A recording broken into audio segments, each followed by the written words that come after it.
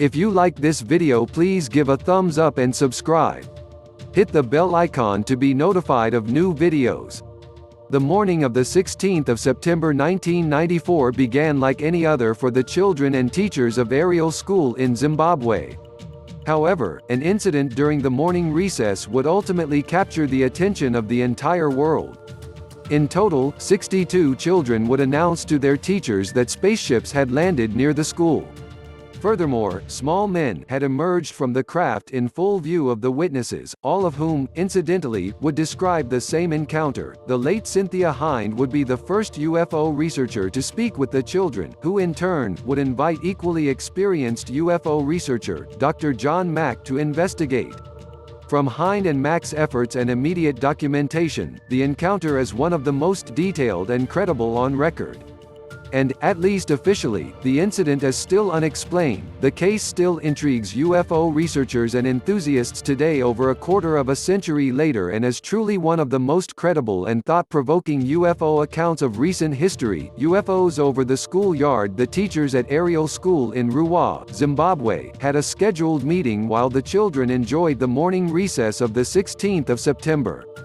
Although a lone parent who ran the tuck shop was supervising the children, they were for all intents and purposes left to their own devices. It was a Friday, the last day of school before the weekend.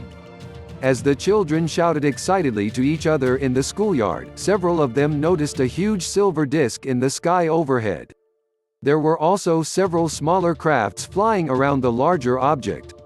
Within seconds, a temporary hush spread over the schoolyard as each child turned their attention to the gleaming objects above. As the main craft passed overhead, it looked to land near a small hill on the other side of the schoolyard fence.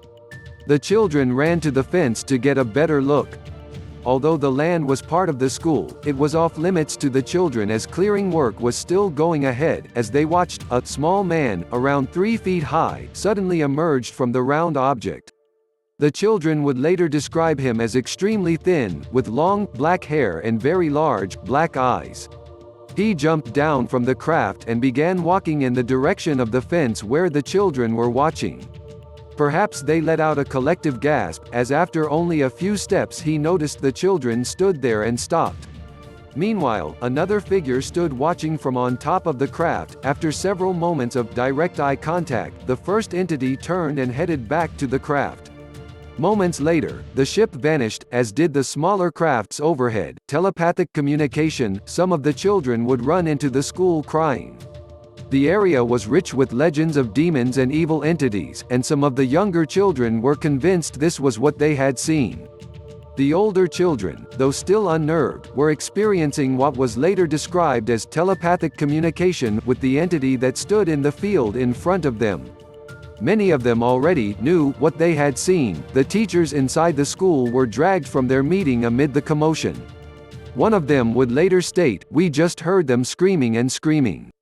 A child cannot make that up." Another would offer, "I was very skeptical in the beginning, and that while they believed the children had seen something, they sought a more rational explanation." The headmaster at the school also believed the children's sincerity, but initially thought it best to let the matter rest. Following the weekend, however, the school began to receive phone calls after phone calls from concerned parents. Each would ask the same question. What had happened to frighten their children so intensely? Realizing the matter required investigation, the school would contact Cynthia Hind. The trees would go down and nobody would be able to breathe.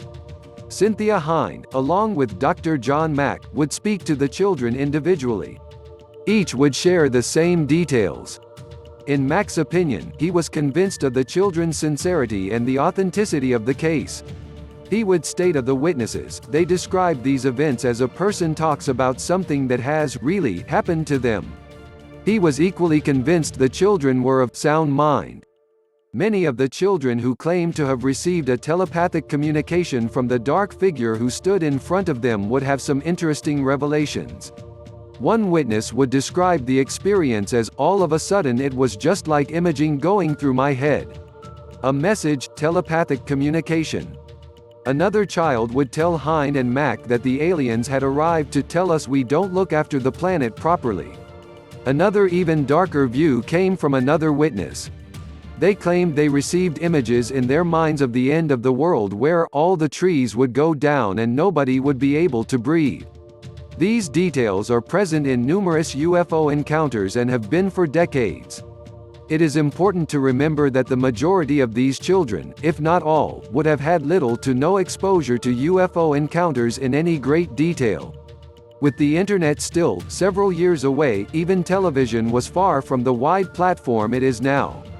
In short, it is unlikely that all 62 children, aged between 6 to 12 years old, would have concocted and maintained such a deception. It's obvious they are telling the truth.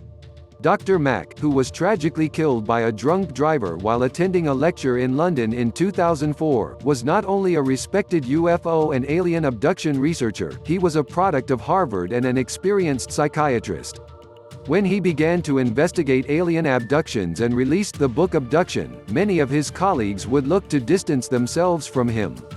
There was even a movement to have his clinical care credentials reviewed.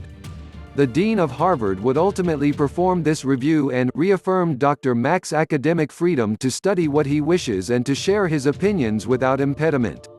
Mack's contribution to the alien abduction phenomena is invaluable. And the fact that he would so strongly back the genuineness of the witnesses in the Ariel School incident should perhaps tell us of the authenticity of the account. Using all of his professional skills, both as a UFO researcher and a psychiatrist, he would state that the children's voice tone and their body language were so consistent that it was obvious they were telling the truth. They told their stories with such conviction. He would highlight how one child claimed the alien figure had spoken into his mind that the human race should not be so, acknowledged as an example of the bizarre authenticity of the claims. Something in the skies that morning over Zimbabwe. Others were similarly sympathetic to the events as told by the children. And certainly, many who have examined the case since have come to the same conclusions, that the children, whatever they saw, were very much telling the truth. The BBC bureau chief for Zimbabwe, Tim Leach, for example, would also meet and interview most of the children who had witnessed the bizarre events that morning. And he would do so in the immediate aftermath of the sighting. He would state that the incident and the accounts of the children who witnessed it gave him a new perspective on life, the universe, and everything. There were apparent explanations offered that the pyrotechnic display was, in fact, a meteor shower. However, there were multiple accounts from other witnesses of these fireball-like vehicles over the region that day. Of even further interest as an incident that took place only 2 days previously, only 25 miles away at the Pier House School. On that morning, around 100 schoolchildren watched a strange flying craft descending extremely low and looking as though it was about to land. What's more, the radio system that the school bus service used went down completely during the sighting. Was it the same craft that landed in Ariel? What's more, at least one of the children who witnessed the incident at Ariel School had ever seen something strange in the skies overhead earlier and joked with her friend that it was a UFO before stating that it must be an airplane. However, she still noted to herself how strange and like a cigarette the object was.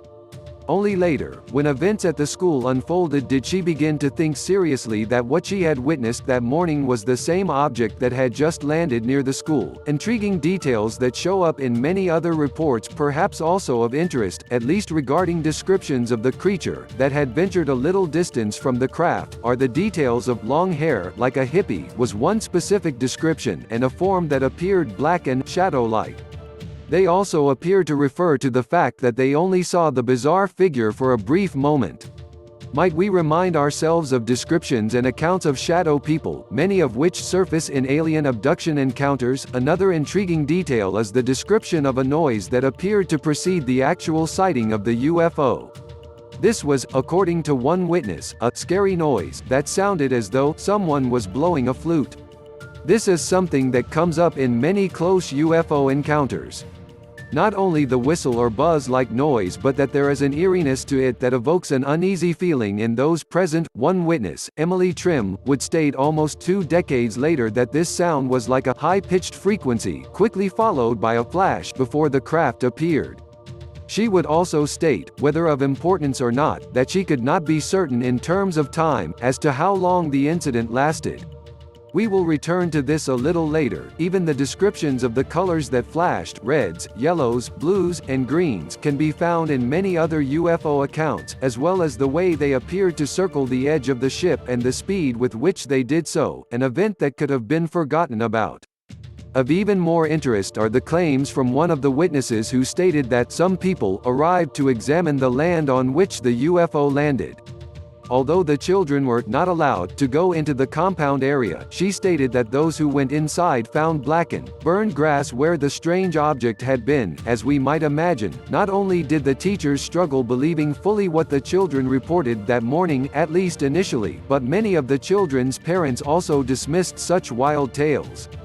When they were asked during a documentary around 18 months after the incident how they felt about people not believing them, aside from the expected answers of sad or being frustrated, one child would state that it makes you think it might not be true. Indeed, if this event had been witnessed by only one child, or even 2 or 3, such dismissals might have seen the incident forgotten about before it could reach the next town, never mind the outside world. That there were so many who had witnessed the same incident, though, ensured that they drew strength from each other as to what they saw. While we have mentioned that there was a sighting at a school 25 miles away above, Cynthia Hine would also collect several reports of not just UFO activity in the aerial area in the days leading to the sighting, but sightings of strange creatures also. For example, in the days leading to the aerial school incident, a mother and her young son claimed to have witnessed a UFO in broad daylight.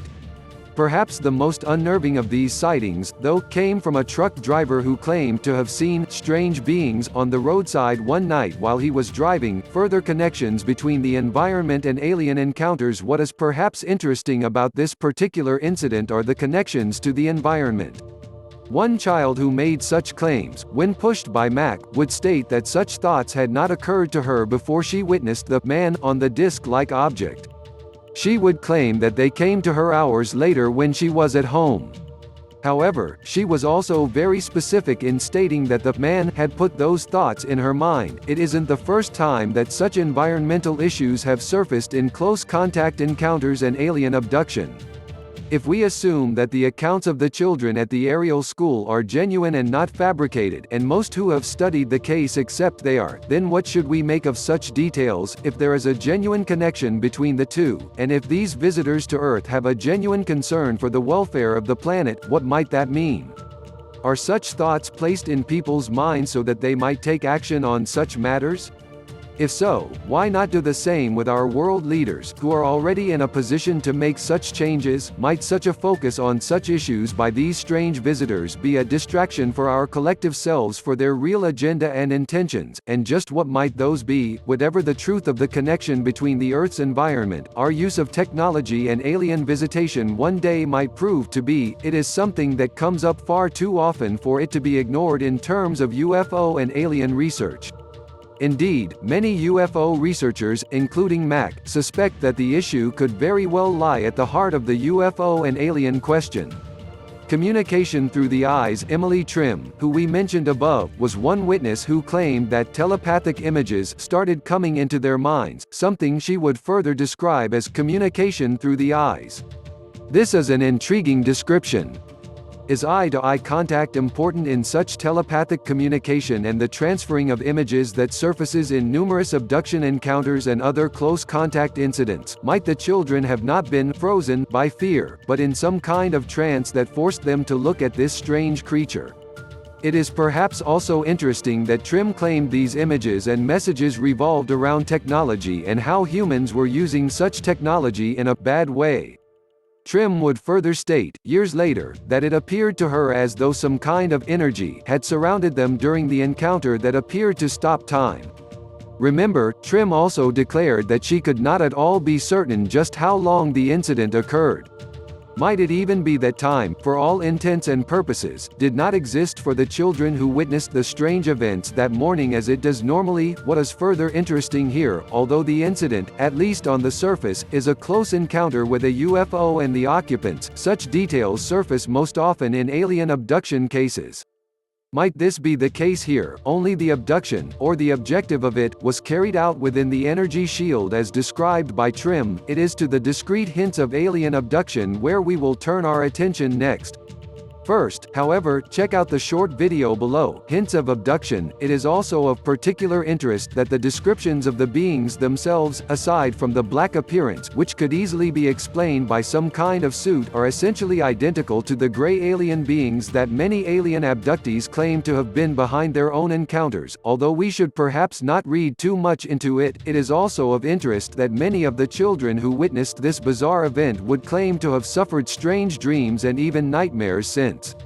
One such child would claim that she had had nightmares of the strange figure that she had seen in the trees appearing in her bedroom before it took me from my bed.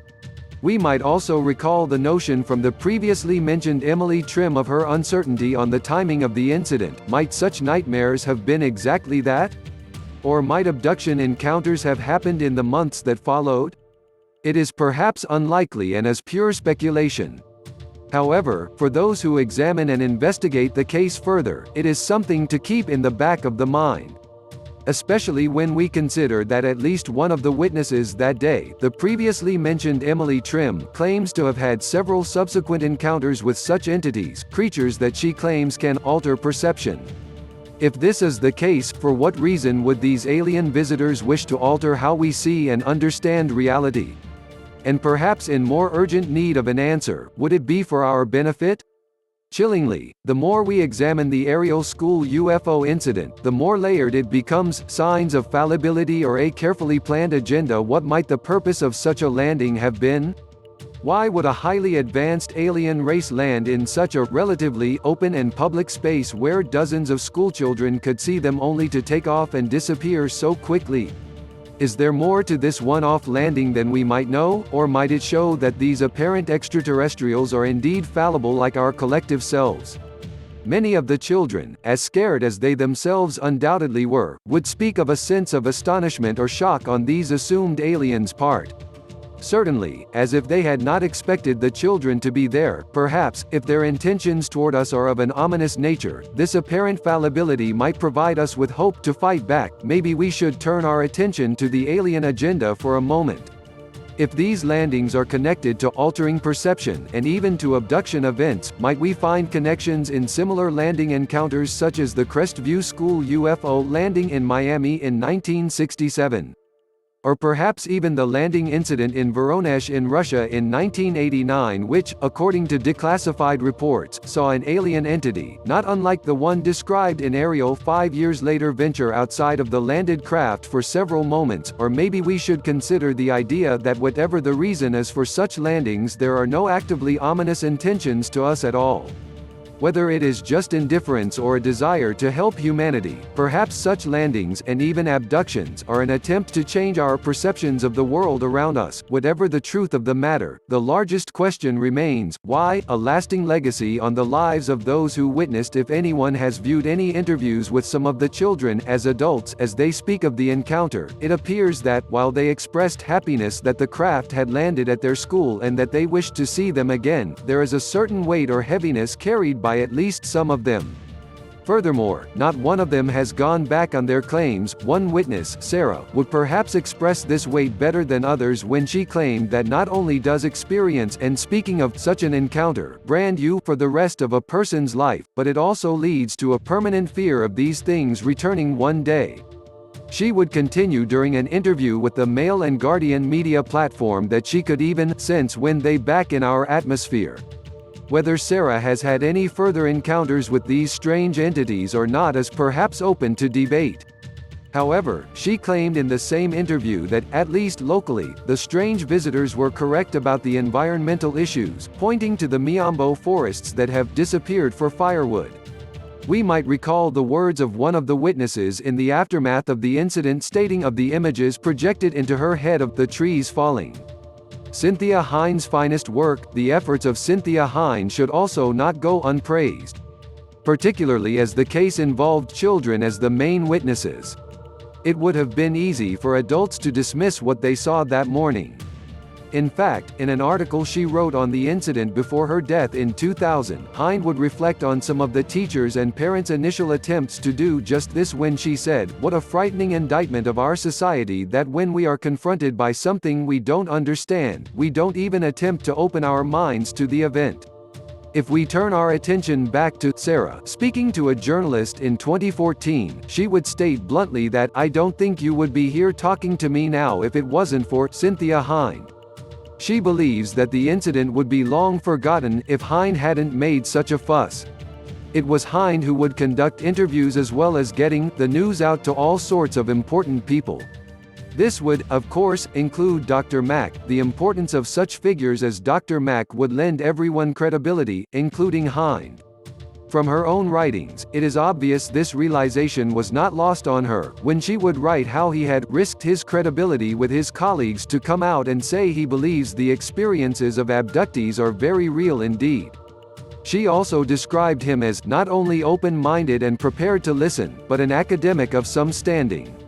We should most definitely place the 1994 Zimbabwe incident on a pedestal of authenticity. We should also applaud the work Cynthia Hind and Dr. John Mack achieved in thrusting the case into the public arena, as well as lending the overall credibility of the UFO and alien question a little more kudos. Something of importance happened that morning. Perhaps the lasting feeling of the Ariel School UFO encounter is that whatever the strange craft and the even stranger figures that appeared from it might one day prove to be, it is almost certain that the children did see something that morning in September 1994. Each of the students, who will be in their 30s today as we enter the 2020s, maintains that what they saw that morning was very real. Some of them who witnessed the strange, black-clad figures close up further maintain that they will never forget it looking directly at them. Indeed, we can only imagine how many times these witnesses have awoken from dreams of that morning of the strange creature they witnessed throughout not only their childhood but as adults also. What's more, not just those in the fields of UFO research but many with expertise in child behavior claim it would be simply unrealistic that so many children at such a young age would be able to agree and stick to the same story, and do so for an extraordinary prolonged amount of time. In short, there appears to be little doubt that the children themselves were completely honest in their telling of the events of that morning. And they remain so today as adults. Whether the encounter was planned or not, we should note once more that the same telepathic messages received by the witnesses that morning were the same that shows up in multiple cases of alien abduction and close contact. Ones that revolve around the misuse of technology and the damage happening to the planet. And ones that need to be addressed. Check out the video below. It is one of many online that looks at this fascinating case a little further.